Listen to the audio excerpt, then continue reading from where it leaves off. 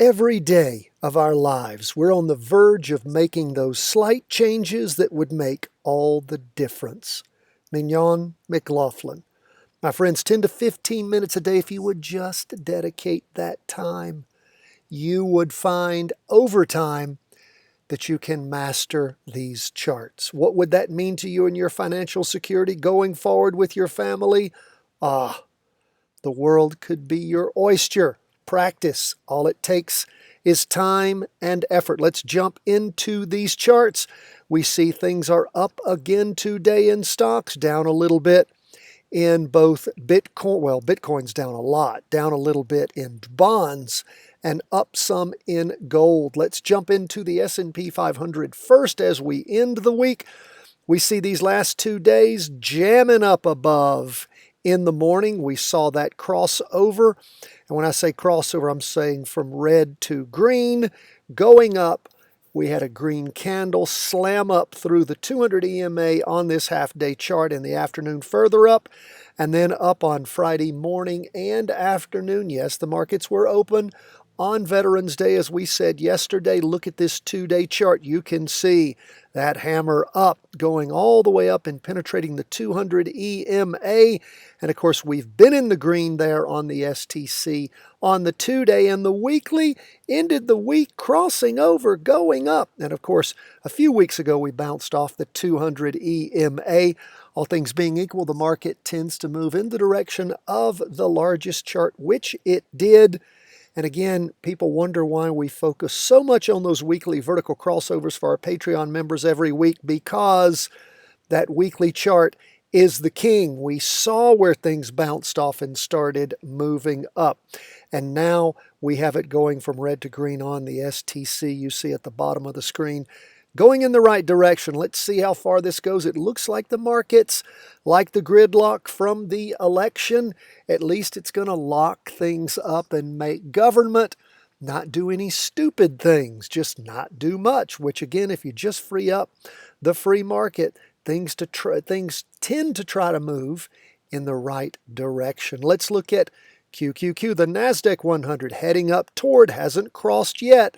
So we're still in a holding pattern here. We're not jumping in, even though it's been 2 days of strong up movement. Haven't penetrated the 200 EMA here on this half-day chart. We look at where things are on the 2-day. It has gone back from red back to green. Nice big green up candle showing 2 days of lots of up movement. And that weekly, still red, hasn't crossed over yet. You know what we're hoping for over the course of this next week, since this is what? This is the weekly review and forecast. Well, forecasting for next week, maybe we're going to clear this 200 EMA.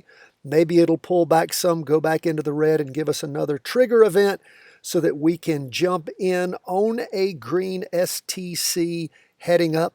We just don't have a jumping in point, and it's dangerous to jump in when there's been too much advancement. So we'll wait, watch, and see when and if the Qs presents an opportunity over the course of this next week for us to jump in. Now let's move on to 20-year bonds. Where are they? You can see how they jammed up on Thursday in the morning, further up on Thursday in the afternoon, and then again, sort of slowed down on Friday, actually down for the day 0.37%. Now, don't forget, we are well below the 200 EMA on this half-day chart. We look at the 2-day chart. It's green on the STC, also green up candle, but it too, well below the 200 EMA. I've got to really bring it down. There you go. So well below the 200 EMA there. And on the weekly, we are likewise well below the 200 EMA on the weekly chart. And how did it end up the week? Ended up with a doji, lots of indecision. So we'll continue to keep an eye on things, see where things go over the course of this next week. Are we going to have a reversion back to a down move? Last one did not work for us. We will wait and see how things shape up as we jump into the next week. I hope that on Fridays you are taking notes, noting down where things have been, where they might be going, what to watch for. I encourage you every Friday to step back from the market, take a look, and again, make some notes. with your favorite stocks and ETFs that you're following, what it is you're looking to have happen over the course of this next week. Now, gold, where are we there? Well, we're waiting for a jumping in point on gold. It took off way below the 200 EMA, pressed up through it on Thursday morning, further up on Thursday afternoon, Friday morning, Friday afternoon, up for the day 0.66%.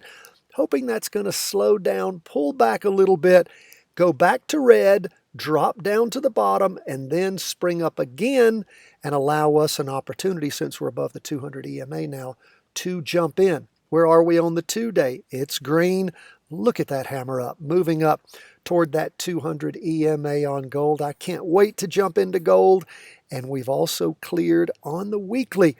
Gold has jammed up, so things are looking quite nice. We will continue to watch gold, look for an opportunity to jump back in after a pullback on that half-day chart to reset and let us jump in. We'll be waiting and watching for that. Now, let's go back, go to our last chart, and that is Bitcoin. It's down only 10.60% on the Bitcoin ETF short-term close month future.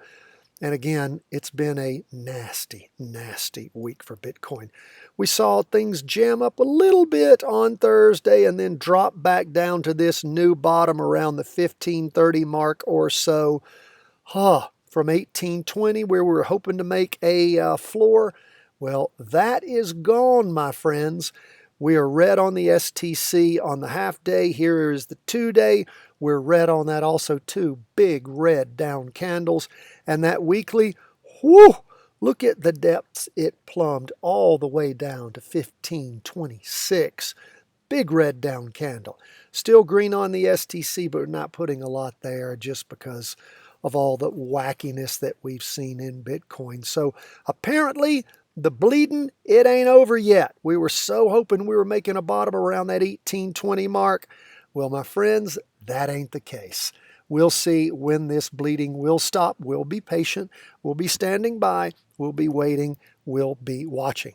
Thank you so much for being with us. We always love to hear from you. CW@chartingwealth.com. Thank you for all the Patreon members and support.